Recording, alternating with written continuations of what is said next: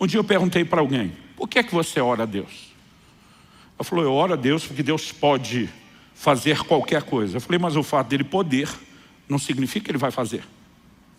Uma pessoa rica pode dar muito dinheiro para uma pessoa pobre, em necessidade. Mas o fato de que ele pode não significa que ele vá fazer, a menos que ele queira. Eu falei, então apenas acreditar que Deus pode não leva a mim e a você, provavelmente, a nenhum lugar prático, a menos que a gente entenda que ele queira.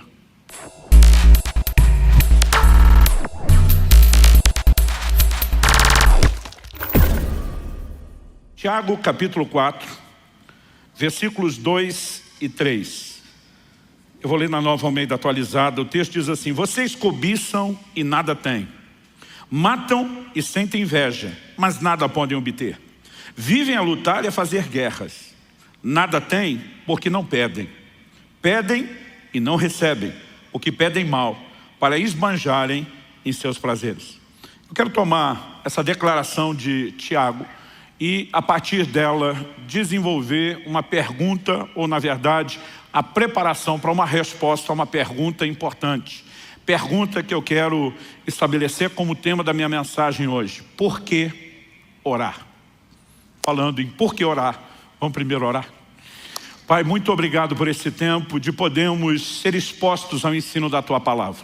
E nós te pedimos mais do que informação, mais do que orientação. Nós clamamos por luz, por revelação, por entendimento espiritual. Nós oramos por estímulo, nós oramos por despertamento. Nós oramos por aquele toque que acompanha a Tua Palavra, assim como aquela aplicação personalizada que só o Senhor pode produzir. E te damos glória e louvor, não só pela oportunidade de receber, mas também de corresponder com a Tua Palavra. Oramos em nome de Jesus, contando com a Tua graça e o agir do Teu Espírito Santo. Amém. Bom, esse texto que nós vamos tomar como ponto de partida, uma declaração que Tiago, inspirado pelo Espírito Santo, faz, destaca pessoas que almejam coisas que não alcançam. Então, ele começa no início do verso 2 dizendo, vocês cobiçam e nada têm. A ideia da cobiça, não fala apenas de um desejo errado, mas de um anseio que não é suprido, que não é alcançado. Na sequência, ele diz, matam e sentem inveja, mas nada podem obter. De novo, a ideia é não alcançar aquilo que se deseja. Depois ele volta a enfatizar, vivem a lutar e a fazer guerra. Mas dessa vez ele conclui, nada tem porque não pedem. Ou como dizem as traduções mais antigas, nada tendes porque não pedis. Basicamente ele está dizendo que a razão de não alcançarem aquilo que querem é porque tentaram isso apenas pelas formas, eu diria, não só naturais, mas carnais, e excluíram aquilo que eu chamaria de uma grande chave de acesso à manifestação de Deus e ao sobrenatural, que é a oração. Em primeiro lugar, ele fala de pessoas que não experimentam a intervenção divina porque não oram. Mas depois ele fala de um grupo que até ora, mas não recebe de Deus, porque apesar de pedir, que é a coisa certa para se receber de Deus, orar, eles fazem a coisa certa do jeito errado e não conseguem resultados. Ou seja, tanto por um motivo não orar, como por outro, orar de forma errada, eles acabam não acessando a intervenção divina. Eu tive o privilégio de nascer e crescer num lar cristão, então desde que eu me entendo por gente, eu ouço sobre oração. Mas eu tive o privilégio de ouvir não apenas o aspecto teórico da oração, gente falando a respeito do que a Bíblia diz ou da experiência de outros. Eu tive o privilégio de ver a oração funcionando dentro de casa enquanto eu era criado. E nesse ambiente de oração, nós vimos manifestações do poder de Deus e do sobrenatural na nossa família que sempre tiveram um impacto positivo na minha vida.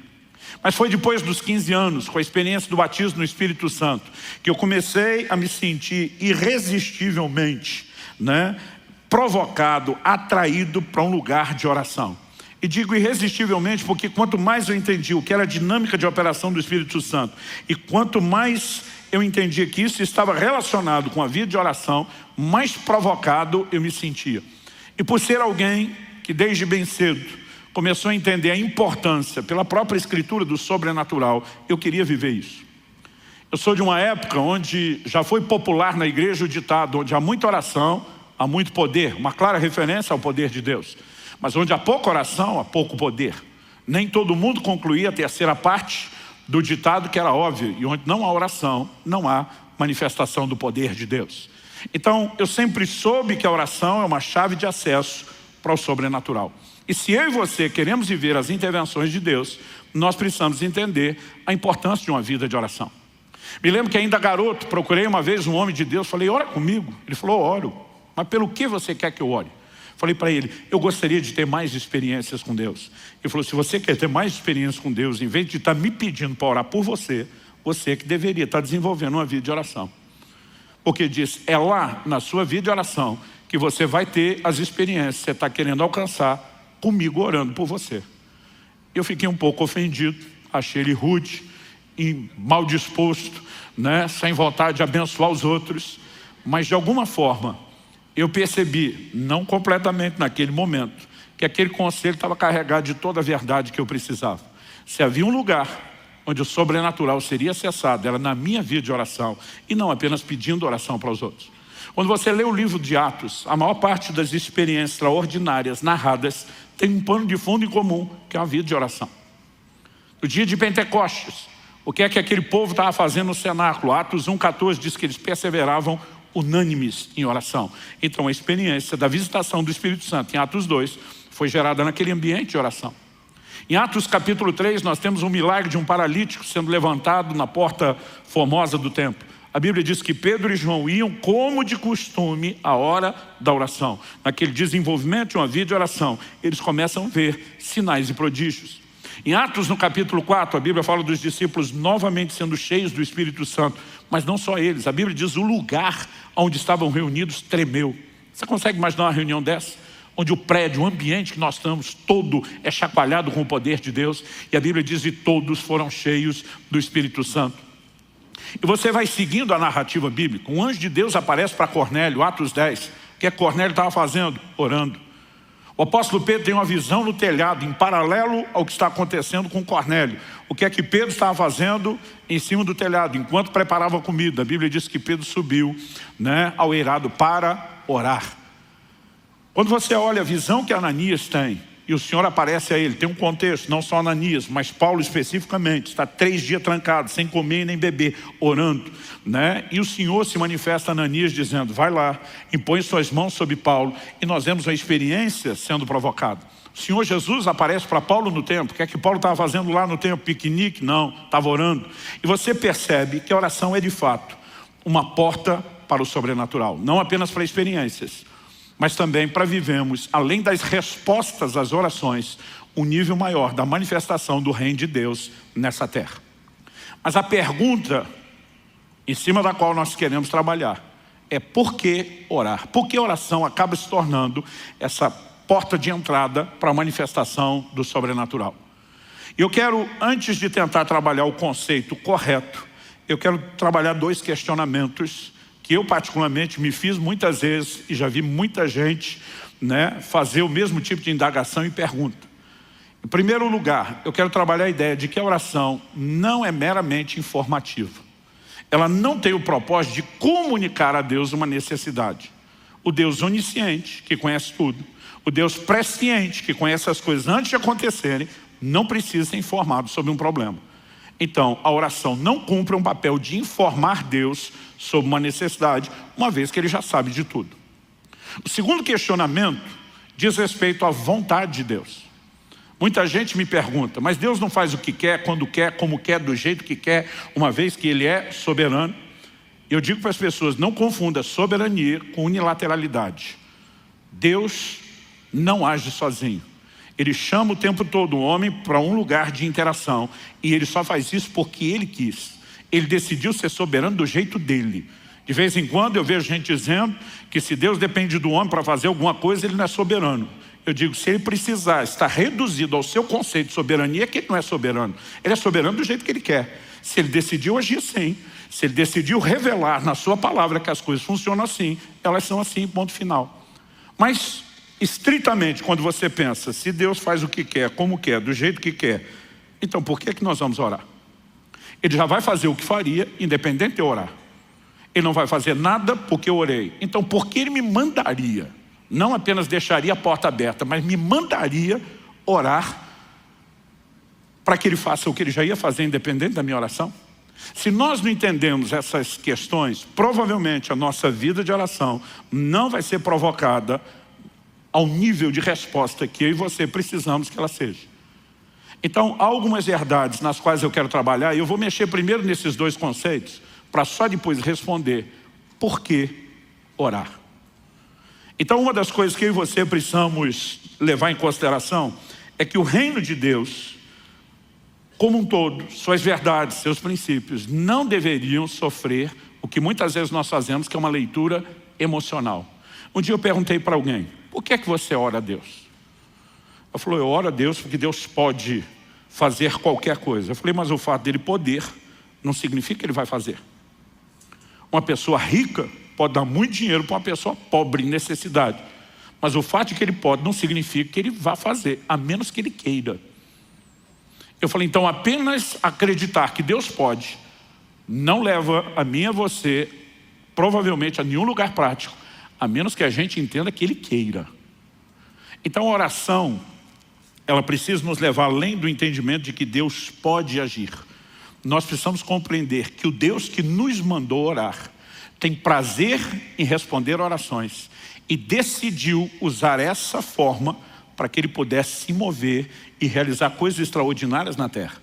Quando eu e você entendemos por que orar, nós vamos entender que Deus nos chamou a esse lugar de oração, porque nossas orações são parte fundamental do processo para que o sobrenatural se manifeste na terra. E aí nós começamos a entender que o Deus que nos chamou a orar não apenas pode, mas Ele quer responder, e isso já faz toda a diferença.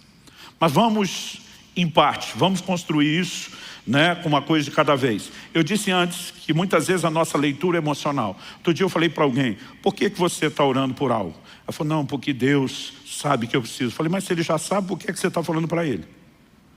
Eu vi que a pessoa ficou quieta, ela falou, não pensei nisso antes. Ela falou, mas Ele me ama. Eu falei, mas Ele te ama antes de você orar. E se Ele não fez nada antes de você orar, por que você acha que Ele vai fazer depois? Mas eu estava tentando ajudar essa pessoa a pensar um pouquinho mais e sair fora só daquela esfera emocional. E eu tive que parar a conversa, porque em vez de ajudar a fé dela a crescer, eu vi que eu estava levando essa pessoa para o lugar de incredulidade. Eu falei, não estou falando dessas coisas como se eu não acreditasse. Eu acredito, eu tenho vivenciado isso. Só quero te ajudar a entender a mecânica, a dinâmica que está por trás da vida de oração.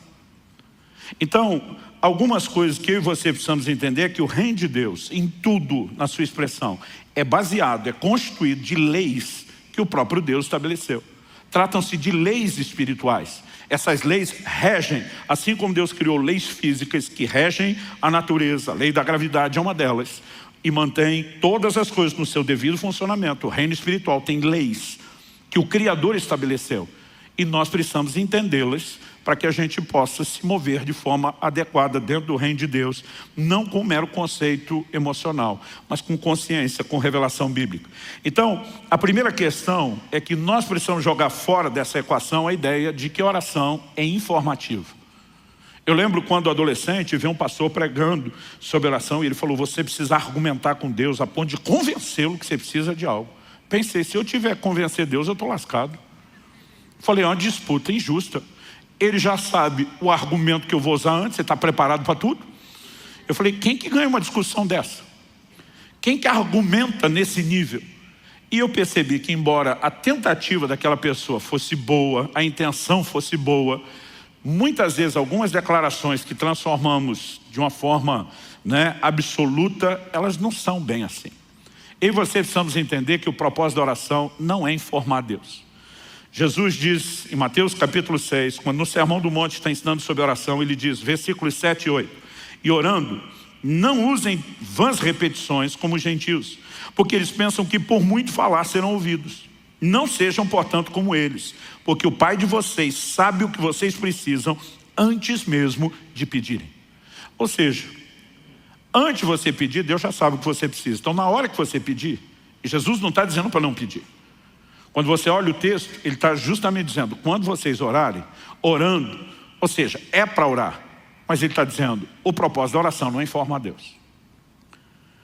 Pastor, o senhor está dizendo que a gente não deveria repetir a oração? Não é isso que Jesus está falando. Ele está dizendo que nós não devemos usar de vãs repetições. Em outras palavras, acredito que ele está falando que a oração não deve ser transformada numa fórmula, numa espécie de reza que é repetida e você ter o conceito errado de que vai vencer Deus na canseira. Alguns acham que por muito falar serão ouvidos. Já vi gente distorcer o que Jesus ensinou em Lucas 18. Quando ele conta uma parábola sobre uma viúva que é chamada de viúva importuna, já vi gente dizendo, você tem que importunar Deus, incomodar Deus, né? E eu olho e digo, não foi isso que Jesus ensinou. Jesus fala de uma viúva que importunou um juiz iníquo. Esse juiz não é uma figura de Deus. Ele não reflete o caráter de Deus. Ele é um homem ímpio, sem valores. Ele não estava nem aí para fazer justiça para aquela mulher. Mas ele cedeu pela importunação, porque foi incomodado. O que Jesus está fazendo não é a comparação desse juiz com Deus, é um contraste. Assim como no outro momento, em Mateus 7, Jesus disse, se vocês são maus, sabem dar boas dádivas aos vossos filhos, quanto mais o Pai Celestial não dará coisas boas àqueles que pediram. Quando Jesus diz quanto mais, ele está dizendo, vocês são ruins, maus, já atende bem os filhos. Imagina Deus que é bom. Não é mera comparação, é um contraste, é um destaque. Ele está dizendo Deus está em outro patamar. Em outras palavras, Jesus está dizendo, ele não vai ser vencido pela importunação. O que você precisa entender é que há nele uma disposição de te atender e de fazer algo em seu favor. Quantos estão entendendo? Jesus não está falando contra a insistência da oração. Lucas 18:1, antes de falar da viúva importuna, registra o seguinte, Jesus lhes contou uma parábola para mostrar que deviam orar sempre e nunca desanimar. Essa insistência na oração já mostra que o propósito da oração não é informativo. Por que eu vou orar uma segunda vez se eu já informei a Deus na primeira? Então, obviamente, não se trata de informação. Quando nós tiramos isso da equação, ressalta-se novamente a pergunta, então por que orar? A oração tem outro motivo, tem outra razão de ser. Ah, pastor, mas a Bíblia usa aquela expressão sobre lembrar a Deus. Esse é um texto que você vai ver muito, em especial no contexto do Velho Testamento. Por exemplo, Isaías 62, 6 e 7, o próprio Deus falando, sobre as tuas muralhas, ó Jerusalém, pus guardas, que jamais se calarão, nem de dia nem de noite. Vocês que farão com que o Senhor se lembre, não descansem, nem deem a Ele descanso, até que restabeleça Jerusalém e a ponha por objeto de louvor na terra. É uma palavra do próprio Deus. As traduções mais antigas dizem sobre os teus muros, ó Jerusalém, pus atalaia, sentinelas. Aqui a Bíblia está falando são guardas sobre as muralhas. Qual o propósito desses vigias? Insistir, noite e dia, fazer lembrado o Senhor, até que Ele restaurasse a sorte de Jerusalém. Por quê? Porque Deus tinha promessas. Essa expressão de fazer lembrado não significa que Deus tenha problema de memória. Não significa que Ele seja esquecido. Não significa que Ele seja distraído. Embora muitas vezes a Bíblia use o que na teologia nós chamamos de antropomorfismo. Essa palavra grande, complicada, fala de Deus usando figuras que o homem necessita a fim de poder entender aquilo que ele não tem um outro paralelo para entender. Então, quando a Bíblia diz que os olhos do Senhor passam sobre a terra, não significa que os olhos dele necessariamente sejam como os meus e os seus. Quando a Bíblia fala da mão do Senhor, não significa que necessariamente Deus tem uma forma física humana como a nossa ou como a que Jesus assumiu. Também não estou negando isso, mas não significa que seja necessariamente assim. Muitas vezes essas palavras nos ajudam a entender paralelos espirituais para os quais não existiria uma outra forma de nos descreverem. Por exemplo, estava conversando essa semana no carro com a minha filha numa viagem. Eu falei, interessante a Bíblia dizer que no dia do tribunal do juízo vão se abrir os livros. Porque todo o registro de antigamente, quando essas verdades foram escritas, era feito na forma de livros. Eu falei para minha filha, particularmente, imagino que se esses textos fossem escritos hoje, talvez falaria de um outro formato de registro digital. Falei para minha filha, imagino passar-se-ão os vídeos. Quando falei isso, minha filha ficou preocupada. Falou, pai, se for no formato de vídeo, só a gente vê ou todo mundo vê a vida da gente?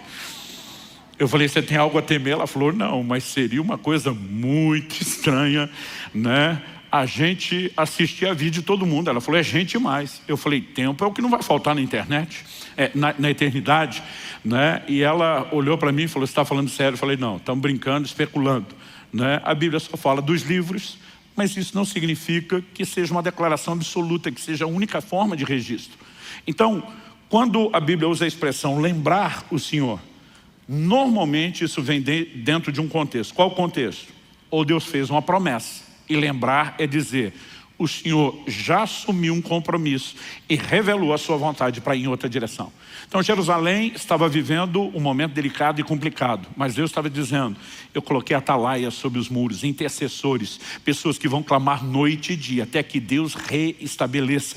E eles têm o propósito de estar lá declarando diante de Deus o que é que Ele falou, o que é que Ele prometeu, o que é que Ele sinalizou querer fazer. Agora, se Ele já prometeu, já sinalizou querer fazer, porque alguém tem que orar para que isso aconteça?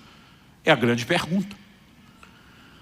Mas já que eu toquei no assunto de lembrar, vamos falar de alguns textos bíblicos que mostram essa ideia de que não se trata de esquecimento divino, mas de um exemplo onde a oração apresentada visa reivindicar algo onde Deus já se comprometeu a fazer. Gênesis 19, 29 diz o seguinte: assim, quando destruiu as cidades da campina, está falando de Sodoma e Gomorra, Deus se lembrou de Abraão e tirou Ló do meio da destruição, quando subverteu as cidades em que Ló tinha morado. Quando a Bíblia diz Deus se lembrou de Abraão, não está falando de um problema de memória. Por quê? A destruição acontece na madrugada, quando o dia está para amanhecer. Antes do anoitecer, no dia anterior, Abraão está diante de Deus, intercedendo por Sodoma e Gomorra. O Senhor destruiria a cidade se houvesse nela tanto justo? Deus diz não. Abraão pensa, joguei alto. Aí diz, não se ire o Senhor se eu perguntar uma segunda vez. E aí ele vai baixando o número. Segunda, terceira, quarta. E aonde ele chega, Deus diz, se houvesse tanto de justo, eu não destruo. Mas você percebe claramente que é um posicionamento de intercessão da parte de Abraão. No dia seguinte, mesmo não tendo aquela quantidade de justos, Deus pega a quantidade menor. Ló, além de justo, que o Novo Testamento chama assim, ela é da família de Abraão. E a Bíblia diz, Deus fez aquilo por Ló, porque lembrou de Abraão. Essa expressão lembrou, não é que da noite para o dia ele sofreu o esquecimento. A Bíblia apenas está vinculando a ação do dia seguinte ao posicionamento de oração do dia anterior. Quem está entendendo, diga amém. Êxodo capítulo 2, versos 24 e 25, quando fala da nação de Israel vivendo como escravos no Egito, a Bíblia diz, ouvindo Deus o seu gemido, lembrou-se da sua aliança com Abraão, com Isaac e com Jacó. E viu Deus os filhos de Israel e atentou para a sua condição. Deus já tinha dito em Gênesis 15 a Abraão, sua descendência será peregrina em terra alheia, será reduzida à escravidão durante 400 anos. Quando o livro de Atos, Estevão contando essa história, diz, quando se aproximava o tempo da promessa que Deus fez a Abraão, ele começa a trabalhar através de Moisés um livramento. Quando a Bíblia está dizendo Deus se lembrou, não significa que ele tinha esquecido da pessoa. A Bíblia está vinculando que o que ele vai fazer agora está relacionado com a promessa que ele havia feito anteriormente. Nós vemos o mesmo exemplo numa intercessão de Moisés em Êxodo 32, quando ele está no monte. O povo faz um bezerro de ouro, enquanto ele está recebendo de Deus os 10 mandamentos, toda a revelação. Deus sinaliza que vai destruí-los. Depois nós vamos olhar com calma esse texto. Moisés, na sua oração, ele diz para Deus, lembra-te de Abraão, de Isaac e de Israel, teus servos, aos quais por ti mesmo tens jurado. Em outras palavras, foi o Senhor que fez uma promessa para eles.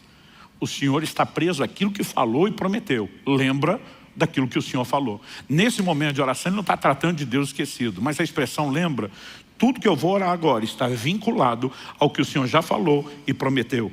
Em Neemias, no capítulo 1, dos versículos 8 a 11, quando a nação de Israel viveu o seu apogeu, o ápice da apostasia, foi levada para o cativeiro de Babilônia. E agora findam os 70 anos dos quais Jeremias havia profetizado que duraria o cativeiro. Um processo de restauração está acontecendo. Esdras lidera a restauração do templo. Mas Neemias viria na sequência para a restauração não só dos muros, mas da cidade de Jerusalém. E a Bíblia diz que no momento de oração, ele se dirige a Deus antes de, na condição de copeiro do rei que ele era, antes dele poder interceder em favor de uma volta para poder ajudar o povo. A Bíblia diz, a oração dele, Neemias 1, de 8 a 11, está registrada assim, lembra-te da palavra que ordenaste a Moisés, teu servo, dizendo, se transgredides, eu vos espalharei por entre os povos. E é isso que tinha acontecido com eles. Mas a palavra não era só essa. Ele diz, mas, se vos converterdes a mim e guardardes os meus mandamentos e os cumprides, então ainda que os vossos rejeitados estejam pelas extremidades do céu, de lá os ajuntarei e os trarei para o lugar que tenho escolhido para ali fazer habitar o meu nome, que era Jerusalém. Estes ainda são teus servos. Agora ele está falando para Deus em favor do seu povo. E o teu povo que resgataste com teu grande poder e com a tua mão poderosa. Ah, Senhor, estejam, pois, atentos os teus ouvidos à oração do teu servo, e a dos teus servos se agradam de temer o teu nome. Concede que seja bem sucedido hoje o teu servo e dá-lhe mercê perante esse homem. A Bíblia diz que ele termina dizendo: nesse tempo eu era copeiro do rei. Essa expressão, lembra-te da tua palavra, né? Lembra daquilo que o Senhor falou. Nunca tem um papel informativo. Já que o Senhor esqueceu, estamos aqui te fazendo recordar. É apenas um posicionamento de reivindicação. É a sua promessa, é a sua aliança, é o seu compromisso. E daqui a pouco nós vamos entender a importância de orar alinhado à vontade de Deus. Mas em primeiro lugar, a gente precisa eliminar a ideia de que não se trata meramente de informação. Em segundo lugar, vamos procurar entender esse questionamento a respeito da vontade de Deus, né? Se Deus faz o que quer, quando quer, só do jeito que quer, como se ele agisse de forma unilateral, qual o sentido de orar? Como eu disse antes, ele já vai fazer o que ele quer, independente da gente pedir ou não. E se a gente pedir alguma coisa que ele não quer, ele também não vai mudar o que quer porque a gente pediu. Então qual o sentido de orar? Não só qual o sentido de orar, qual o sentido de Deus nos mandar orar? Será que isso tudo seria mera encenação? Será que Deus apenas olhou lá do céu e disse: esse povo não tem o que fazer, vamos deixar eles acreditar que eles influenciam alguma coisa, mesmo que isso não leve eles a lugar nenhum? Será que é assim que Deus agiria? Será que essa seria a dinâmica do seu caráter? Vamos iludi-los para alguma coisa que não produz resultado? Nós sabemos que isso não é verdade. Por quê? A Bíblia traz afirmações recorrentes de que Deus ouve o clamor dos homens. Ao que diz Josué, capítulo 10, versículo 14, quando se refere ao dia em que, naquela batalha para ajudar os gibeonitas contra os cananeus, a Bíblia diz que Josué orou e Deus faz parar o sol. O dia se estendeu para que eles tivessem mais luz natural para poder vencer e exterminar completamente o inimigo. Olha o que a Bíblia diz, Josué 10, 14. Não houve dia semelhante a esse, nem antes nem depois dele, tendo o Senhor assim atendido a voz de um homem, porque o Senhor lutava por Israel. A Bíblia diz que Deus atendeu a voz de um homem. A Bíblia não diz que isso aconteceu apenas porque Deus predeterminou no seu conselho por si mesmo que faria isso, alguém pedindo ou não. Aliás, essa palavra traduzida, atendeu. E eu particularmente acredito que atendeu é a melhor opção de tradução no contexto.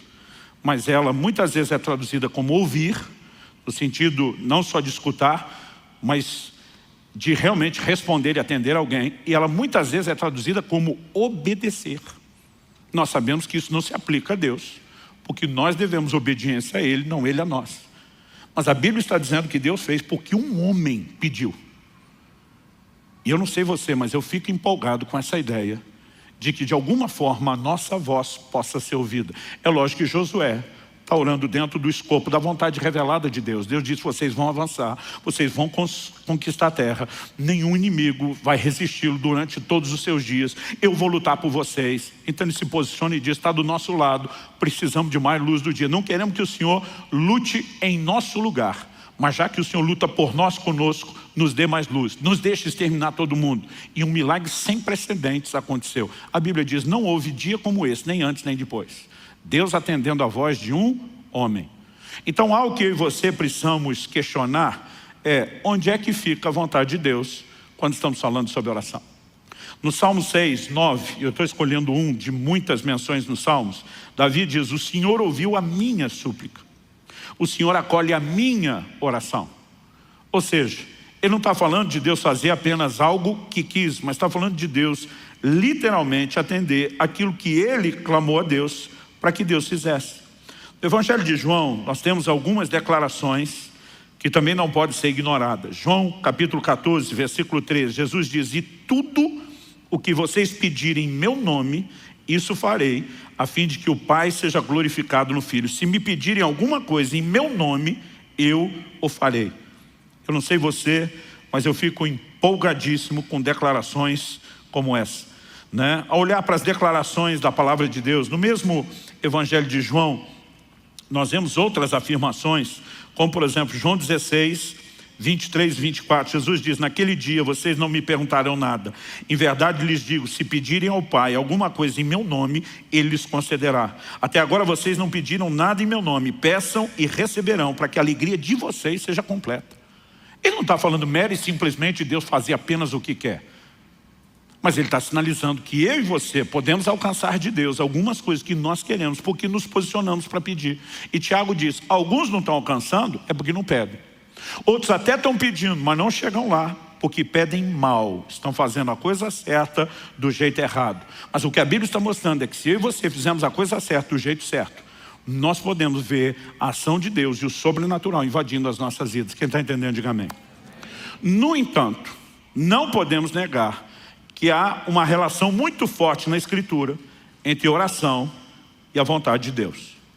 É inegável, não dá para desvincular essas duas coisas. Por exemplo, em Mateus no capítulo 6, no versículo 10, na oração do Pai Nosso, Jesus está nos ensinando não uma reza, mas um modelo de oração. Ele nos ensina a dizer, venha o teu reino, seja feita a tua vontade. Pergunta, se a vontade de Deus se estabelece na terra sem oração, por que é que Ele mandou a gente orar para a vontade dEle ser feita? Nós estamos falando de uma simples encenação? Ou existe alguma relação entre orar e a vontade de Deus poder ser executada, poder se manifestar? Eu particularmente acredito na segunda opção e não na primeira. Uma outra coisa que nós não podemos deixar fora da equação é que orar alinhado com a vontade de Deus é garantia de resposta. 1 de João, capítulo 5, versículos 14 e 15 diz o seguinte, essa é a confiança que temos para com Ele. Que se pedimos alguma coisa segundo a sua vontade, Ele nos ouve. E se sabemos que Ele nos ouve quanto ao que lhe pedimos, estamos certos de que obtemos os pedidos que lhe temos feito. Então ele diz, se oramos segundo a sua vontade, somos ouvidos. Se somos ouvidos, certeza que vamos alcançar o que é que nós estamos pedindo. Então a oração que é feita segundo a vontade de Deus é um tiro certeiro. Pastor, como podemos saber a vontade de Deus ao orarmos? Em primeiro lugar, o que Deus já revelou na Escritura. O que Deus já revelou na palavra. Em segundo lugar, eu e você podemos lidar com questões que são de ordem personalizada. Não são detalhes que estão nas Escrituras. Quando Kelly estava grávida do Israel, nosso primeiro filho, estava se aproximando a hora do parto. Me lembro de um dia que eu estava no meu momento devocional, de oração com Deus. O Espírito Santo falou comigo, ore e jejue. Porque você vai enfrentar uma grande batalha na hora do parto do seu filho. A partir daquele momento, durante 6 dias, eu não comi absolutamente nada. Eu fiquei em oração e intercessão contínua, até que no 6º dia me veio o que eu chamo de um testemunho de vitória. Alguns dos crentes mais antigos, em especial do meio pentecostal, usavam uma expressão que é, nós vamos orar até chegar lá. O que é o chegar lá? É aquela sensação, alcancei, conquistei algo, né? E quando me veio aquele testemunho interior, foi quando eu parei de orar e voltei a comer. Quando chegou o dia do parto, houve uma grande complicação. E de acordo com os próprios médicos, meu filho só sobreviveu por um milagre, por algo que eles não sabem explicar. Agora, se Deus já queria fazer um milagre, por que é que me mandou orar primeiro? Eu e você precisamos entender que até para fazer aquilo que Ele quer fazer, muitas vezes Ele sinaliza e nos chama a esse lugar de cooperação com Ele através da oração. Mas quando oramos dentro da vontade de Deus, é certo que Ele nos ouve. E se é certo que Ele nos ouve, é certo que vamos receber. Então, além daquilo que já está revelado na Escritura, a única outra forma pela qual eu e você podemos ter certeza da vontade de Deus é quando o Espírito Santo nos dá um direcionamento mais claro e específico. Além disso, vamos colocar ainda nessa equação algo que volta e meia eu falo aqui. Eu sempre tenho dito que oração não é só o meio através do qual eu e você conseguimos de Deus o que a gente quer. Isso é uma parte da oração, mas não é a verdade completa. Porque a oração também deveria ser em contrapartida do meio através do qual Deus consegue de nós o que Ele quer. Oração também deve compor na nossa vida um ambiente de rendição e de sujeição à vontade de Deus.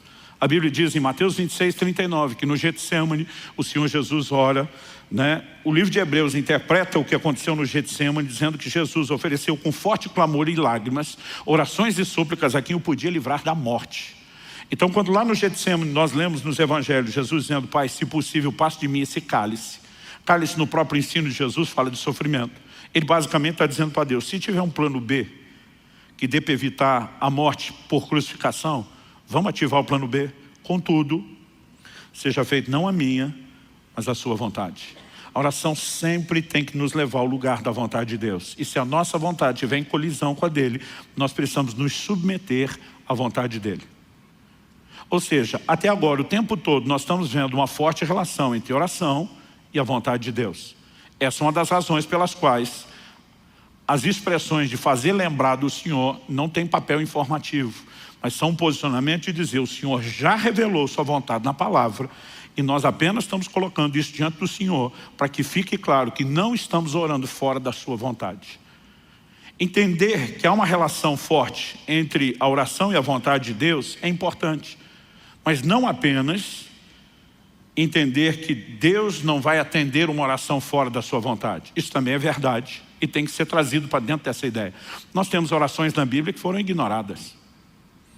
Um exemplo disso, o que você vê em 2 Samuel, capítulo 12. Depois que Davi comete o pecado de adultério com Batseba, de homicídio de Urias, Natã, o profeta, é enviado a ele. Expõe e denuncia o pecado dele, anuncia uma palavra de juízo dizendo essas serão as consequências dos seus atos de pecado. E entre eles, Natã diz, a criança que foi gerada nessa relação pecaminosa vai morrer. Quando a criança adoeceu gravemente, Davi passa 7 dias prostrado, com a cara no chão, jejuando, clamando misericórdia sobre a criança. Mas o quadro dela não mudou, porque Deus já havia sinalizado sua vontade. Diz, você pecou, o juízo está acontecendo, você vai colher o fruto que você fez, e a situação não muda. Embora seja o mesmo Davi, que lá no Salmo 6:9, nós vimos ele dizendo, o Senhor atendeu a minha súplica, ele ouviu a minha voz. Aqui nós vemos Deus olhando para ele dizendo, nesse caso, você não vai ser atendido. Aliás, vamos tirar um exemplo pessoal só de Davi, e vamos tentar ter um olhar mais abrangente, genérico. Provérbios 28:9 diz assim, quem desvia os ouvidos de ouvir a lei, aqui a lei de Deus, a palavra de Deus, até a sua oração será abominável.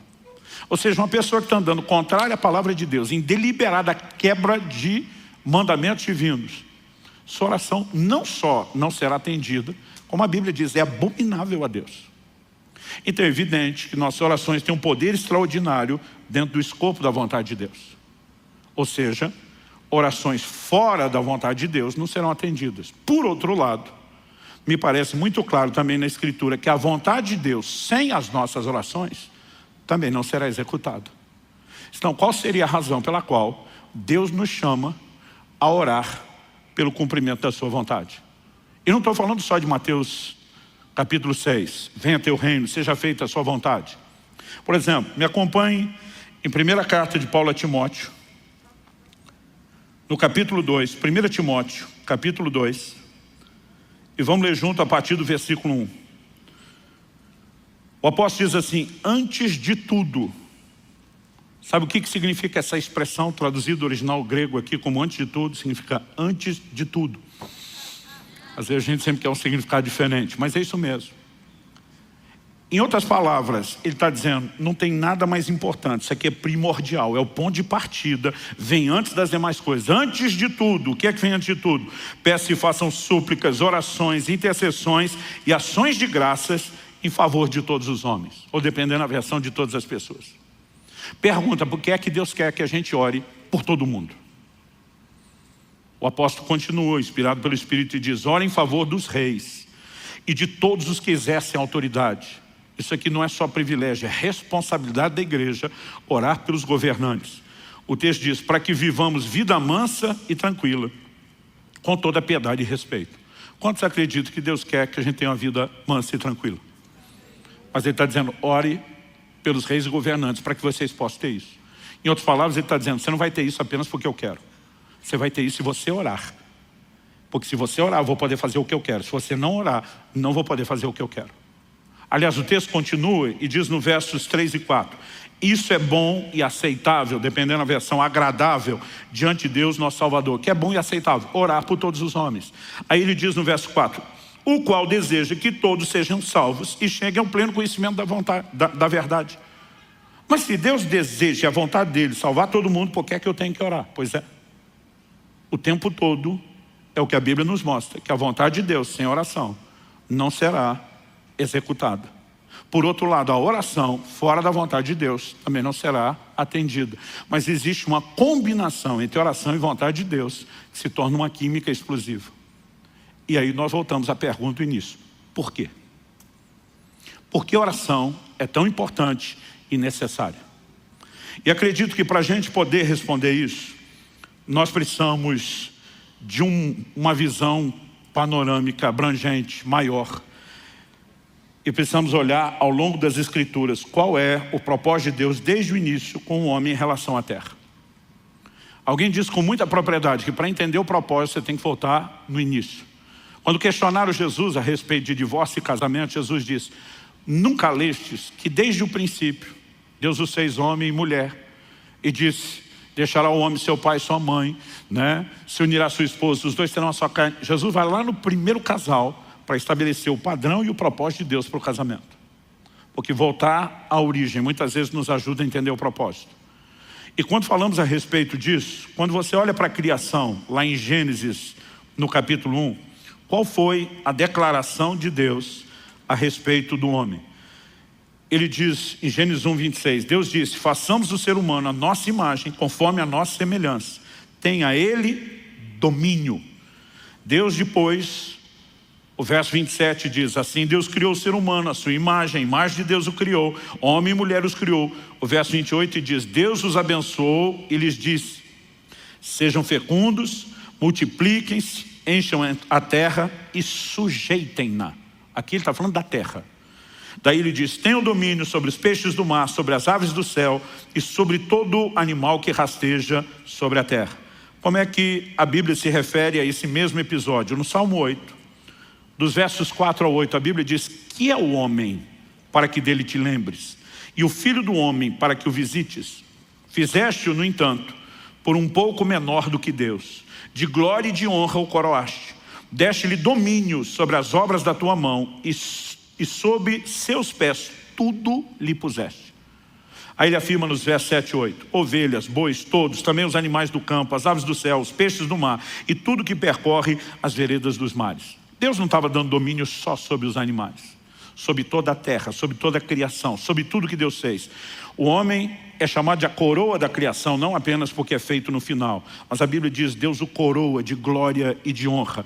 Ele foi feito um pouco menor do que Deus, a imagem e semelhança de Deus. E aí Deus diz: tudo isso que eu criei, estou entregando a você. Você sujeita, você governa.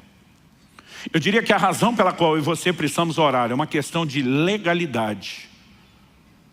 Eu diria que é uma questão de jurisdição. Deus, ao criar o ser humano, diz: toda a terra criada está entregue ao seu governo e à sua autoridade. Você manda nisso aqui. E basicamente o próprio Deus que empoderou o homem para governar sobre a terra diz: para que eu possa agir, eu não passo por cima da autoridade que eu lhe concedi. Você precisa me solicitar formalmente para que eu possa interferir. O Salmo 115, 16 resume isso dizendo: os céus são os céus do Senhor, mas a terra Deus a deu aos filhos dos homens. Por que é que Jesus nos ensina a orar dizendo: venha o teu reino, seja feita a tua vontade aqui na terra como é feita nos céus? Porque na jurisdição dele, a vontade dele se estabelece sem restrição. Mas para que ela possa se estabelecer aqui, eu e você temos que clamar. Essa é a razão pela qual a vontade de Deus sem oração não se cumpre, e também pela qual a oração fora da vontade de Deus não atrai a intervenção dele. Mas é a razão pela qual a combinação das duas coisas é uma química explosiva. Quem está entendendo, diga amém. O que você precisamos entender é que inclusive ratifica a autoridade que Deus deu ao homem. Outro dia alguém me perguntou: pastor, mas se o que o senhor está falando fosse verdade, que o homem tem autoridade sobre a terra e Deus não quer passar por cima e ele espera uma solicitação, como é que fica as declarações de que a Bíblia diz que do Senhor é a terra e a sua plenitude? Deus não transferiu a posse do que lhe pertence. Deus lhe transferiu a autoridade de governo por tempo determinado. Mas até que o prazo de arrendamento encerre, ainda que tudo pertença a Deus, a autoridade foi dada ao homem. Aí alguém me disse: ok, mas então o diabo também não poderia agir na terra, e parece que ele está meio solto. Eu falei: ele está. Diferente de Deus, ele está. E alguém me perguntou por quê? Eu falei: vamos para a tentação de Jesus no deserto. Lucas 4, versos 5 e 6. A Bíblia diz que Jesus, quando está sendo tentado pelo diabo, num dos momentos, o diabo lhe mostrou todos os reinos, as glórias do mundo, e diz para Jesus, tudo isso te darei, se prostrado me adorares. O diabo diz assim para Jesus, porque me foi entregue, e eu dou a quem quiser. Jesus não olha para o diabo e diz, mentiroso, nada disso é teu. Até porque se fosse mentira, não seria uma tentação. Jesus nem questiona o que o diabo está dizendo, se ele tem o poder de entregar ou não. Ele apenas diz, está escrito, ao Senhor teu Deus adorarás, e só Ele servirás. E Jesus sabia muito bem que Ele veio para tomar tudo aquilo de volta como Redentor, sem precisar se curvar diante do diabo, sabendo que quem vai se curvar diante dele é o próprio Satanás. Mas tirando o mérito do que faria, nós precisamos entender. Agora, se o diabo está dizendo, me foi entregue, eu dou a quem quiser, a pergunta é quem entregou? Foi Deus? Não. Deus entregou tudo isso na mão do homem. Quem que pôs na mão de Satanás? O homem. 2 de Pedro 2,19 diz que quem é vencido em algo se torna escravo daquele que o vence. Quando o homem peca, tudo aquilo que Deus lhe confiou, toda a sua autoridade automaticamente é transferida. Ainda que Jesus tenha vindo para resgatar, e a obra da redenção não se limita aos homens, envolve toda a terra e toda a criação, porque tudo foi afetado com o pecado. Ainda que Jesus tenha vindo para restaurar a autoridade do homem, nós voltamos a uma posição semelhante ao que era antes da queda. O homem tem autoridade, e ele precisa reivindicar uma intervenção dos céus, para que os céus possam entrar no lugar da jurisdição ou da legalidade humana. Ou seja, nós não estamos de forma alguma limitando o poder de Deus. Deus, por razões que pertencem a Ele, escolheu que as coisas funcionariam assim, revelou na sua palavra que esse é o formato. Então eu volto naquele questionamento do início. Alguns de vez em quando me perguntam, e a soberania de Deus, onde fica? Eu falei, fica com Ele. Ele continua sendo soberano. Ele que decidiu agir assim, não foi a gente que convenceu Ele. Nós não iludimos Ele para participar do processo e conseguimos fazer Ele acreditar como se Ele não fosse soberano. Ele, o Criador, Senhor de todas as coisas, decidiu e revelou isso na sua palavra. Ponto final. A pergunta é, o que é que eu e você vamos fazer com a autoridade que nos foi dada, com a autoridade que nos foi entregue? A Bíblia está dizendo, alguns não têm porque não pedem. Os céus não vão se mover em favor de quem não pede. Pastor, então qualquer um que pedir vai receber? Também não. Porque Tiago diz que alguns pedem, não recebem porque pedem mal. Qual a definição de pedir mal? Em primeiro lugar, ele fala de alguns que querem apenas esbanjar nos seus próprios deleites. Ou seja, eles não estão sintonizados com a vontade de Deus. E não é porque para Deus agir na terra, ele precisa da solicitação do homem, que o homem aqui na terra manda Deus fazer o que ele quer e não o que Deus quer. Então nós precisamos entender esse outro lado. Segundo, uma das definições de uma oração bem-sucedida está lá em Tiago capítulo 1. Ele começa falando de sabedoria e termina falando de toda e qualquer outra coisa. Ele diz, tem algum de vós falta de sabedoria? Tiago 1,5. Peça a Deus que a todos dá liberalmente. Eu amo essa frase. Deus dá de forma generosa, liberal. Mas ele diz, peça porém com fé, não duvidando. Ele diz, porque o que duvida é semelhante à onda do mar que é levada e agitada pelo vento. Ele diz, não pense tal homem, o que duvida, que receberá do Senhor coisa alguma.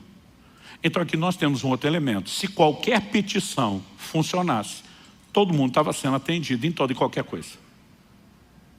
Mas porque a oração ela precisa não só estar alinhada à vontade de Deus, mas ser feita com fé, é que muita gente no processo acaba tendo orações sem resultado, sem nenhuma efetividade. Porque a necessidade de fé, Deus determinou, o justo viverá da sua fé. Tudo que eu e você vamos receber de Deus estão nos depósitos da graça. Como que a graça é acessada? Romanos 5,2 diz, pela fé nós temos acesso à graça. Então eu e você precisamos entender a importância da fé. E aqui de novo, para que a gente entenda como fazer bem o que deve ser feito, nós voltamos na importância da palavra de Deus. Porque orar a própria palavra. Porque a fé vem por ouvir a palavra. A palavra de Deus não sinaliza só a vontade de Deus e o que Ele quer fazer, mas a revelação da sua vontade nos inspira fé, nos inspira confiança e a convicção de que Ele fará aquilo que Ele já disse que faria. Então nós nos posicionamos em cima da palavra. Agora o que você precisamos atender e entender é que mesmo as promessas de Deus, elas não têm garantia de cumprimento automático. Algumas promessas bíblicas são de fato incondicionais. Por exemplo, a vinda de Jesus. Quer você acredite, quer não, ela vai acontecer. Quer você esteja pronto, quer não, ela vai acontecer. Mas muitas promessas são claramente condicionais. Hebreus capítulo 6, versículo 12, diz que eu e você temos que nos tornar imitadores daqueles que pela fé e perseverança herdam as promessas. Ou seja, sem fé ninguém vai herdar a promessa. Em 1 Timóteo 1,18, nós vemos Paulo declarando a Timóteo: de acordo com as profecias que foram ditas a teu respeito, combate firmado nelas o bom combate. Ou seja, se o que Deus falou vai se cumprir automaticamente, por que é que eu tenho que lutar por isso? Mas aí eu e você precisamos entender que uma das razões é que o nosso posicionamento de fé vai nos levar a experimentar a intervenção divina. Quem está entendendo, diga amém. Com isso em mente, eu queria que a gente fosse lá para Êxodo capítulo 32. Êxodo capítulo 32, eu quero ler do versículo 7 ao 14. Eu só citei esse texto antes e agora nós vamos ler junto. Quando Moisés sobe o Sinai, passa 40 dias diante do Senhor, sem comer nem beber, envolvido na nuvem da glória de Deus, recebendo de Deus os mandamentos. No final desse período, a Bíblia diz: então o Senhor disse a Moisés: vá, desça, porque o seu povo, o povo que você tirou do Egito, se corrompeu e depressa se desviou do caminho que eu lhe havia ordenado. Fez para si um bezerro de metal fundido, o adorou e lhe ofereceu sacrifício, dizendo: são estes, ó Israel, os seus deuses, que tiraram você da terra do Egito. O Senhor disse ainda a Moisés: tenho visto esse povo, e eis que é povo teimoso. Agora, pois, deixe-me, para que se acenda contra eles o meu furor, e eu os consuma, e de você farei uma grande nação. Em primeiro lugar, vamos entender, antes de continuar a ler aqui do 11 ao 14, algumas verdades. Uma coisa que precisa ser separada na Bíblia, quando falamos do plano e do propósito de Deus, é o individual do coletivo. São duas coisas bem distintas. Por exemplo, quando a Bíblia fala sobre a linhagem de Abraão, a nação de Israel, dentro do plano e do propósito de Deus, a Bíblia diz que os dons e a vocação de Deus são irrevogáveis. O que Ele prometeu para a nação, para a linhagem de Abraão, vai se cumprir. Ao longo do processo, nós vemos gerações dessa linhagem que falhou e que Deus simplesmente rejeitou. Não significa que Ele descartou o propósito coletivo, mas quando indivíduos falham, eles são trocados. A razão pela qual Saul foi substituído por Davi é porque, como indivíduo, Saul falhou e o plano coletivo de Deus para a nação não poderia falhar. Essa talvez seja a mensagem principal de Esther 4,14. Quando Mardoqueu, seu tio, manda a ela um recado. Foi solicitado a ela que intercedesse pela sua nação, pela sua linhagem, diante do rei. E ela disse: se eu entrar sem ser chamada, eu posso ser punida com a morte. Mardoqueu manda o seguinte recado para ela: se de todo te calares agora, de outra parte se levantará socorro e livramento a Israel. Ele diz: mas quem sabe, se não foi para um tempo como esse que chegasse a ser rainha. Em outras palavras, está dizendo: filha, você acha mesmo que ganhou esse concurso de beleza e está no lugar que está, sem nenhum plano ou propósito de Deus? Será que não foi justamente para uma hora como essa, de necessidade do reino, que Deus te plantou e estabeleceu aí? Mas Ele está dizendo: vou dizer, se mesmo assim você recuar e der uma de frouxa agora, Deus vai resolver o problema coletivo através de outra pessoa, mas você será substituída dentro do propósito individual como canal de livramento. Então, se nós separarmos essas coisas, fica fácil entender Deus dizendo para Moisés: me deixa destruir essa geração e de você eu faço uma nação mais numerosa. Porque Deus teria que continuar com Moisés? Porque tinha um compromisso com Abraão. Eu vou fazer isso na sua linhagem. E se ele destruísse, ele precisava de pelo menos um descendente para cumprir o que prometeu. De boa, no lugar de Moisés, depois de 40 dias, sem comer nem beber, orando por aquele povo, para trazer os mandamentos, se Deus falasse para mim, mesmo se o povo fosse vocês, deixa destruir, eu dizer: fica à vontade, vai que é tua, Deus. Sabe o que é o curioso? É o Deus Todo-Poderoso olhar para um mero mortal como Moisés e dizer: me deixa fazer. E o mais interessante, o assustador, é Moisés olhar de volta e dizer: não deixo não. Qual o posicionamento de Moisés? Vamos continuar a partir do verso 11. Porém Moisés suplicou ao Senhor seu Deus, dizendo: ó Senhor, por que acende a tua ira contra o teu povo, que tiraste da terra do Egito com grande poder e forte mão? Deixa eu fazer uma pausa aqui. Você viu como a conversa começa? Começa Deus dizendo para Moisés, o teu povo que você tirou do Egito. Moisés diz, por que é que o Senhor está incomodado com o teu povo? Na fase mais ou menos ali de pré-adolescência, eu lembro, eu frequentava muito o pronto-socorro do hospital relativamente perto de casa. Só na fase de pré-adolescência foram 14 vezes. Ou engessava, ou costurava, sempre estava resolvendo alguma coisa. Eu lembro quando meu filho nasceu, a primeira oração que eu fiz, depois de dedicá-lo a Deus, Senhor, que ele não seja como eu fui, que dê um pouco de paz aos pais, que pela primeira vez eu entendi o lado dos meus pais. E eu lembro que eu tinha caído de uma árvore, eu tive uma luxação tão séria na mão esquerda, que não quebrou nada, mas o encaixe todo da mão saiu, e a mão veio parar na parte de cima aqui do punho, onde fica o relógio. Os músculos soltaram, não mexia. Foi uma luxação tão séria que para botar no lugar tiveram que me dar anestesia geral. E engessaram todo o braço, né, para que houvesse uma recuperação com tempo para aquela musculatura. Eu de braço engessado, no dia seguinte já estava na rua brincando. E tinha um terreno baldio do lado de casa. E para encurtar a história só, em algum momento no meio do mato, eu não tinha noção daquilo, me joguei para o meio do mato e tinha um garrafão de vinho quebrado que alguém jogou. E eu caí em cima daquilo. E aquilo pegou meu joelho direito um tempão, achava que era o esquerdo. Um dia dele fui olhar a cicatriz, falei, errei o lado. Né? Ou ela mudou de lado algum dia desse enquanto eu dormia. Eu estou mais propenso a pensar que foi a primeira. Mas, gente, eu rasguei o joelho assim de aparecer os ligamentos. Foi um negócio assim feio. Eu lembro que eu voltei para casa de braço gestado, arrastando a perna, aquilo sangrando. Gente, eu não vou esquecer esse dia. Primeiro, meu pai olhou para mim e disse assim, não abra a boca. Ele pegou um vidro de mertiolate. Então eu lembro que mertiolate antigamente não era mertiolate de hoje. Ou a gente que era mole ou mertiolate que era pior. Ele virou o vidro inteiro. E ele disse, não abra a sua boca. E eu só mordendo os lábios. Aí começa a discussão entre meu pai e minha mãe. Meu pai disse, hoje quem leva esse menino no pronto-socorro é você, que o filho é seu. Ela disse, não, o filho é seu. Aquele dia eu não era filho de ninguém. Meu pai dizia, eu não aguento mais chegar lá e os médicos chamarem ele pelo nome. Eu, Luciano, você de novo. Eu não tenho cara para isso. Os dois discutindo. Eu dizia, alguém vai ter que me levar, não posso ficar. Eu tenho essa sensação quando eu leio aqui, Deus dizendo para Moisés, é o teu povo. Moisés dizendo, o povo é teu. Eu fui lá porque o Senhor mandou, não tinha nada a ver com isso. Ele diz, ó Senhor, por que se acende a tua ira contra o teu povo que tiraste da terra do Egito com grande poder e forte mão? Por que deixar que os egípcios digam, ele os tirou de lá com más intenções, para matá-los nos montes e para eliminá-los da face da terra? Deixa de lado o furor da tua ira e muda de ideia quanto a este mal contra o teu povo. Lembra-te, olha a frase do início, lembra-te de Abraão, de Isaac e de Israel, seus servos, aos quais por ti mesmo juraste. Esse por ti mesmo foi ideia tua, nós não te pedimos nada, foi o Senhor que decidiu. Aos quais por ti mesmo juraste, dizendo, multiplicarei a descendência de vocês como as estrelas do céu, e toda essa terra de que tenho falado, eu darei a sua descendência, para que a possuam por herança eternamente. O verso 14 diz, então, o Senhor mudou de ideia quanto ao mal que ele tinha dito que traria sobre o povo. Eu acho impressionante, não só essa declaração, como Jeremias capítulo 15, versículo 1. Quando a nação de Israel chega no clímax, no ápice da apostasia, e Deus anuncia o exílio de Babilônia como julgamento. Sabe o que Deus diz? Jeremias 15, 1. Então o Senhor me disse, mesmo que Moisés e Samuel se pusessem diante de mim, meu coração não se inclinaria para esse povo. Mande-os embora, que saiam da minha presença.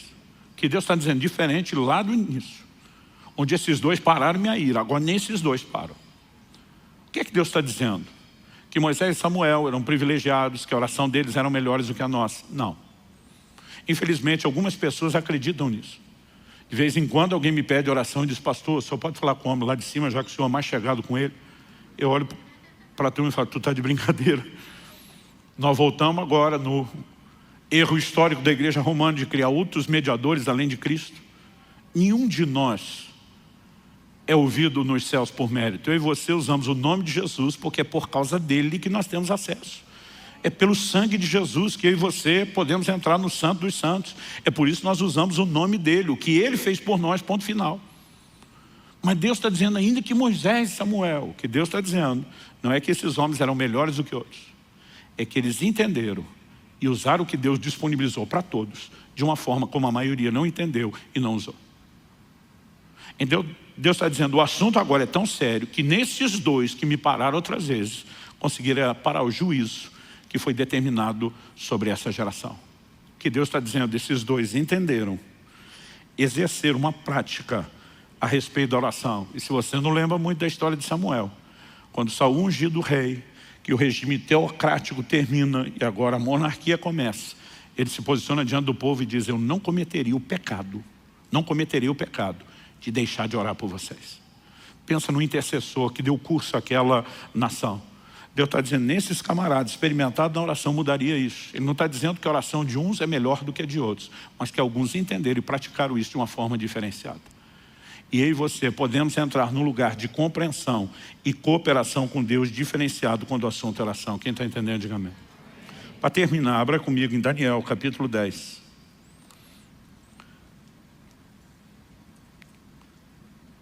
Daniel, capítulo 10. Nos versículos 2 e 3, Daniel fala que durante 3 semanas ele pranteou, ficou de luto, chorou. No verso 3 ele diz, não comi nada que fosse saboroso, não provei carne nem vinho, não me ungi com óleo algum, até que passaram as 3 semanas. Esse foi o tempo de jejum e de oração. No final delas, um anjo de Deus apareceu para Daniel. No verso 12, Daniel explica e diz, então ele, aqui ele é uma referência ao anjo. Então ele me disse, não tenha medo, Daniel, porque as suas palavras foram ouvidas desde o primeiro dia em que você dispôs o coração a compreender e a se humilhar na presença do seu Deus. Foi por causa dessas suas palavras, do primeiro dia, que eu vim. Eu não sei o que passou na cabeça de Daniel, porque a Bíblia não diz, mas eu teria talvez perguntado, se me ouviu desde o primeiro dia, porque só chegou depois de 3 semanas. A verdade é que o anjo antecipou a resposta. Ele diz no verso 13, mas o príncipe da Pérsia, ou do reino da Pérsia, me resistiu durante 21 dias. Ele está dizendo, levou 3 semanas para eu chegar, apesar de eu ter saído no primeiro dia. Porque houve resistência, eu fui resistido. Por quem? Pelo príncipe da Pérsia. Ele não está falando de um príncipe humano. Nenhum homem poderia parar um anjo. O poder e a força de um anjo, revelado na Bíblia, é incomparável. Nenhum homem poderia pará-lo. Mas Efésios capítulo 6, verso 12, diz que diferente de Israel do Velho Testamento, nós, o Israel de Deus hoje, a Bíblia diz, nossa luta não é contra a carne e o sangue. Nós não batalhamos fisicamente. A Bíblia diz, nossa luta é contra principados, potestades, dominadores, dependendo da versão, as hostes espirituais da maldade. Há toda uma hierarquia no plano espiritual. E nós vemos que os demônios também têm questões territoriais e que existem príncipes, por isso são chamados de principados sobre nações. Quem era a Pérsia? A Pérsia, junto com a Média, havia acabado de assumir o lugar de Babilônia e estava exercendo o controle do mundo dos seus dias. Não era só uma potência mundial, era um governo mundial. O príncipe da Pérsia era o demônio de maior autoridade que exercia governo do reino das trevas sobre o mundo dos seus dias. O que está acontecendo enquanto Daniel está orando não é um problema da vida de Daniel. É uma movimentação sobre o reino de Deus de proporções globais. E ele diz, eu enfrentei resistência de uma das maiores potestades, de um dos maiores principados do reino das trevas. Tanto que ele diz no verso 13, porém Miguel, um dos príncipes mais importantes, outras traduções diz, um dos primeiros príncipes, a NVI diz um dos príncipes supremos, veio me ajudar e eu fiquei ali com os reis da Pérsia, mesmo com a ajuda de Miguel. Quem é Miguel? Patente alta, um dos primeiros príncipes. Apocalipse 12 fala que quando Satanás com seus anjos forem expulsos definitivamente, a Bíblia fala de Miguel liderando os exércitos de Deus nessa guerra, patente alta. O anjo está dizendo para Daniel, a briga está tão feia que eu precisei da ajuda de Miguel, um dos primeiros príncipes. Ele ficou do meu lado, o pau quebrou essas 3 semanas. Aí está dizendo, eu furei o bloqueio, vim te dar notícia, mas a briga não terminou. Olha comigo os versos 20 e 21. Ele diz assim, ele disse, você sabe por que eu vim? Agora voltarei a lutar contra o príncipe da Pérsia. Ele diz, tem uma briga na volta, no caminho de volta. Ele diz, e quando eu sair, eis que virá o príncipe da Grécia. O que ele estava dizendo? Assim como os persas, junto com a Média, assumiram o lugar de Babilônia, ainda que esse principado contra o qual nós vamos lutar caia, se levantará um novo principado com a Grécia, que é quem assumiu o governo mundial no lugar da Pérsia. Ele termina dizendo no verso 21, mas eu direi a você o que está expresso no livro da verdade, e na minha luta contra eles não há ninguém que esteja ao meu lado, a não ser Miguel, o príncipe de vocês. Assim como existem principados malignos, Nós temos príncipes dos anjos. A Bíblia destaca Miguel como príncipe do povo, da nação de Israel. Há uma guerra acontecendo no plano espiritual. A pergunta é, se Daniel parasse de orar no segundo dia dizendo, acho que esse negócio não está funcionando, qual teria sido o custo dessa guerra e dessa batalha? Se eu e você, como igreja, assumimos uma atitude permanente de negligência na oração, qual será o destino da igreja dos nossos dias? Qual será o curso do estabelecimento ou não do reino de Deus na terra? Uma pergunta que frequentemente não nos fazemos. Porque muitas vezes nós achamos que orar é um privilégio quando se trata de alcançar benefícios pessoais. Mas nós não entendemos que se trata de uma responsabilidade quando falamos a respeito de estabelecer o reino de Deus. É lógico que nós vamos ter intervenções de Deus, são de ordem pessoal. Jesus falou, tudo quanto pedidos em meu nome. Se não estamos quebrando princípios, nem colidindo com a vontade de Deus, Ele não estabeleceu limites. E muitas vezes nós podemos ver coisas que para outros pode até não parecer importante. Eliseu fazer flutuar um machado, a maioria de nós teria dito, compra outro. Gente, eu já vi Deus fazer desaparecer verruga, joaninha do pé dos outros, no momento da oração. Muitas vezes a gente fica tentando definir o que é, o que não é importante. Deus nem definiu esses limites. Eu gosto sempre de lembrar, no início do meu ministério, quando estava mais quebrado que arroz de terceira, não estava nem no estado de poder chamar a mulher de meu bem, que é um perigo para quem está quebrado, que às vezes o banco confisca, porque era solteiro, nem meu bem tinha. Mas eu lembro de um fim de ano, eu estava pregando numa cidade, estava acompanhado de um outro pastor, e eu vi uma propaganda de um certo panetone. Gente, quando eu vi aquilo, falei para Deus, eu queria tanto esse panetone do mais caro, não tem dinheiro para comer nem o barato. Falei, mas o Senhor diz tudo quanto pedirem. Lá na Bíblia não está escrito, menos panetone, área, questões gastronômicas. Eu falei, eu aplico fé. O Senhor pode fazer um milagre. Eu vou chamar isso do milagre do panetone. Mas tá com tanta vontade que eu falei, Deus, o negócio é o seguinte, eu estou com outro pastor e ele vai querer filar meu panetone. Manda 2, manda um para ele. Não é que eu não quero dividir, eu quero dividir 2, para ficar um para cada um. E eu orei por isso, tão fervorosamente quanto Elias orou por chuva. Não sei se me dobrei 7 vezes, mas botei toda a fé do meu coração. Eu lembro que nós saímos do hotel à tarde para alguma atividade e voltamos antes do culto da noite. Quando voltamos era uma época que chave era física, não era eletrônica, você tinha que pegar na recepção do hotel. Ou seja, estou falando de uma cidade, não é um lugar onde eu moro, eu sou conhecido, estou visitando.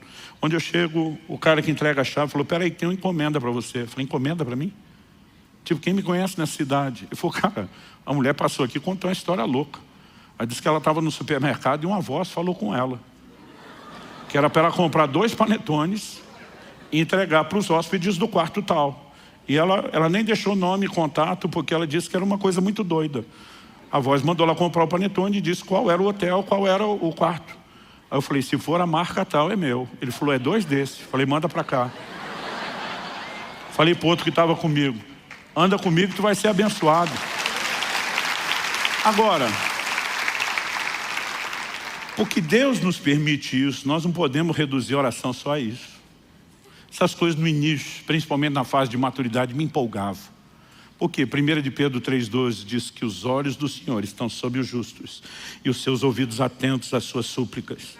Mas à medida que eu ia vendo essas respostas de coisas até mesquinhas, eu comecei a entender, peraí, se os céus estão de olho em mim, esperando que eu clame, eles também não estão esperando apenas que eu ore por panetone, mas sim que venha o teu reino, seja feita a sua vontade.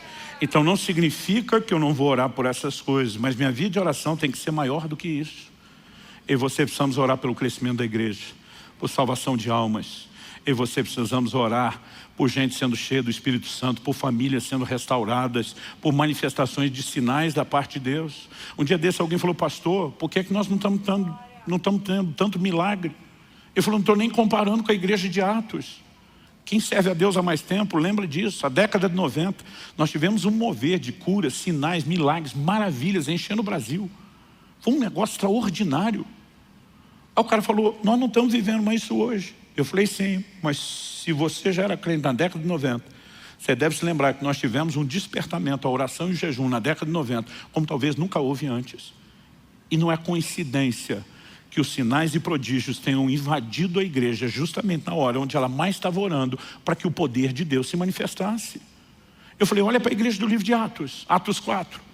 Antes de tremer o lugar onde eles estão reunidos, eles estão orando dizendo, Senhor, concede que anunciemos a Tua palavra com toda intrepidez, enquanto o Senhor estende a mão para operar sinais, milagres, prodígios, por intermédio do nome do Teu santo servo Jesus. Enquanto eles oravam por sinais, eles viviam sinais. Agora nós somos parte de uma igreja acomodada, que mal é mal, ora só olhando para o próprio umbigo, mas está esperando que o reino de Deus se expanda com poder.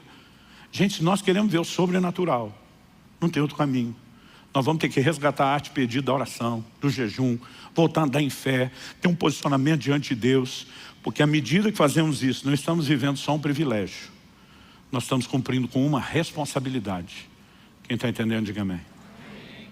No último jejum que fiz, em algum momento do início do jejum, eu sempre digo que você descobre que o centro de gravidade da terra puxa para baixo, mas do reino de Deus puxa para cima. As coisas materiais perdem importância. Mas eu lembro que eu comecei a orar e dizer, Senhor, eu quero ver uma resposta de provisão financeira porque é do seu interesse. O Senhor sinalizou que a gente, como orvalho, vá para um lugar maior.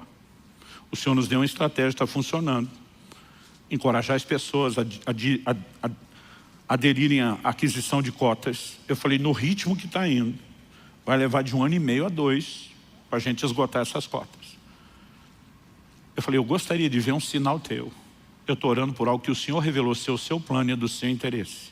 Eu gostaria de ver, até o final do jejum, uma intervenção do Senhor nessa área, que me encha de coragem e convicção de que essa é a sua direção e que o Senhor está tão comprometido com isso quanto eu ou mais.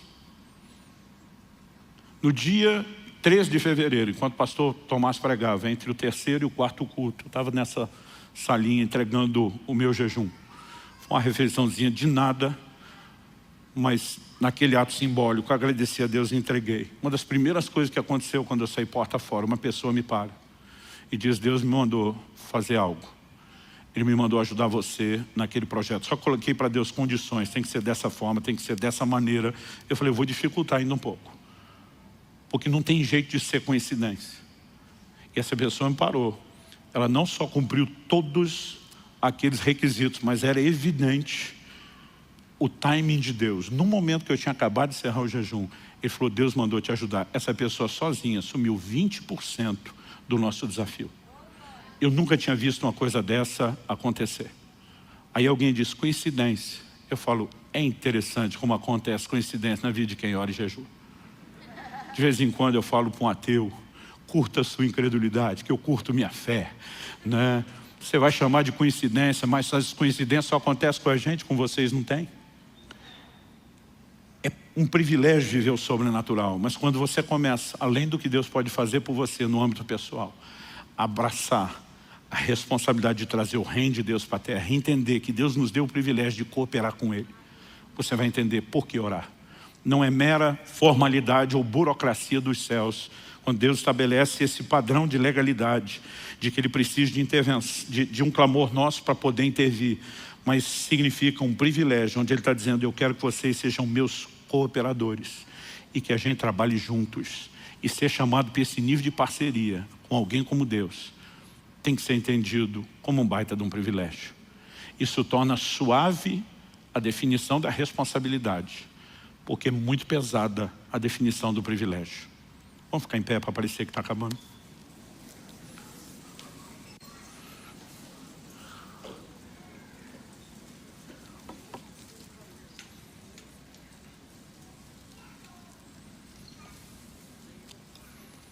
Esqueceram de me avisar que era para terminar antes. A culpa nem é minha. Sabe que nós podemos ter alguns minutinhos de oração? Onde a gente possa, diante de Deus, dizer, Senhor, que essas verdades sejam entendidas, que elas sejam absorvidas, que elas entrem, que elas produzam resultado na nossa vida. Fale com Deus no seu lugar, do seu jeito, da sua maneira, com as suas palavras. Meu Deus, a Tua palavra foi anunciada e a nossa oração não é apenas por entendimento e aplicação personalizada. É que aquilo que o Senhor começou, está começando nesse momento, não pare no final dessa reunião. Nós oramos que junto com a verdade comunicada venha despertamento, venha teu sopro de vida, venha uma mobilização no coração de cada um dos teus filhos e filhas, para render-se ao teu chamado, não um convite, mas uma convocação, para que possamos nos doar mais à oração, ao jejum, à interação contigo, para o estabelecimento do teu reino. Nós queremos ver mais do sobrenatural. Nós clamamos que o poder celestial se manifeste, que a tua glória possa de fato ser derramada, invadir a terra, que a terra se encha da tua glória como as águas cobrem o mar, e que nós possamos, ó Deus, cooperar contigo dia a dia nesse processo. Desperta-nos não apenas para um entendimento melhor, mais profundo, mas para esse despertamento, para esse lugar de correspondência contigo. Permita-nos vivenciar experiências novas e maiores, crescer de uma forma prática, no entendimento, na escola da oração, debaixo da liderança do teu Espírito, que é chamado nas Escrituras de o Espírito de súplicas. Pai, nós clamamos por um agir poderoso do teu Espírito, nas nossas vidas como indivíduos, na nossa vida como igreja, como corpo. Que o Espírito Santo venha turbinar a nossa vida de oração, com uma nova perspectiva, com um novo entendimento, com um novo despertamento. Nós clamamos em nome de Jesus. Em nome de Jesus. Que o teu Espírito nos leve a essa escola de oração, a esse ambiente onde aprendemos por meio da compreensão da tua palavra, mas também de forma prática, vivenciando intervenções e manifestações dos céus, que nos provoquem a nos dedicar cada vez mais, de forma progressiva, a uma vida de oração. Nós suplicamos em nome de Jesus. Nós clamamos pela restauração, pela restituição do sobrenatural na vida da igreja, nas nossas vidas, como indivíduos, nas nossas casas. Queremos viver mais das tuas intervenções. E oramos que isso não apenas supra necessidades pessoais, que o Senhor nos use como uma espécie de vitrine, que o seu nome seja glorificado e exaltado, que a fé de outros seja provocada e inspirada. Nós clamamos em nome de Jesus. O Senhor, se referindo à sua igreja, diz que ela seria chamada casa de oração. Nós queremos cumprir esse papel. Suplicamos graça e favor do Senhor, bem como o teu toque, em nome de Jesus. Em nome de Jesus. Se você crê e concorda, diga amém. Se você recebe essa palavra, diga eu recebo, em nome de Jesus.